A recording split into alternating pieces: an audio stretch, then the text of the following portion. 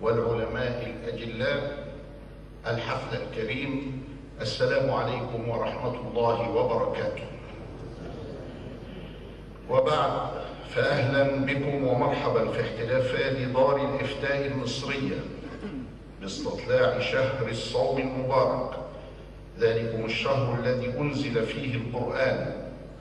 قال تعالى: شهر رمضان الذي أنزل فيه القرآن هدى للناس وبينات من الهدى والفرقان، وامتثالا لأمر الله تعالى حيث يقول: فمن شهد منكم الشهر فليصم، ولأمر سيدنا رسول الله صلى الله عليه وآله وسلم بتحري رؤية هذا الشهر واستطلاع هلاله المبارك بعد غروب شمس 29 من شعبان، حيث قال صلى الله عليه وسلم: صوموا لرؤيته وافطروا لرؤيته، فإن غم عليكم فأكملوا عدة شعبان 30. أخرجه البخاري في صحيحه.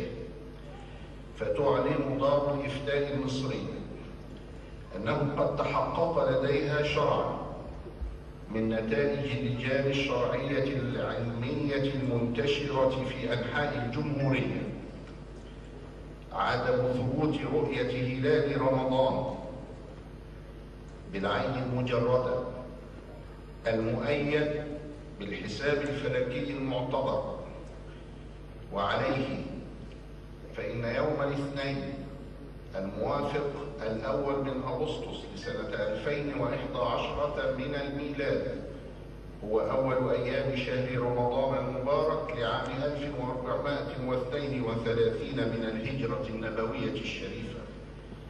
ومن الجدير بالذكر أن مصر تلتزم بمقررات مؤتمر جدة التي أقرتها منظمة المؤتمر الإسلامي وقرارات مجمع البحوث الإسلامية في مؤتمره الثالث المنعقد يوم الخميس 13 من رجب سنة 1386 الموافق 27 من أكتوبر سنة 1966.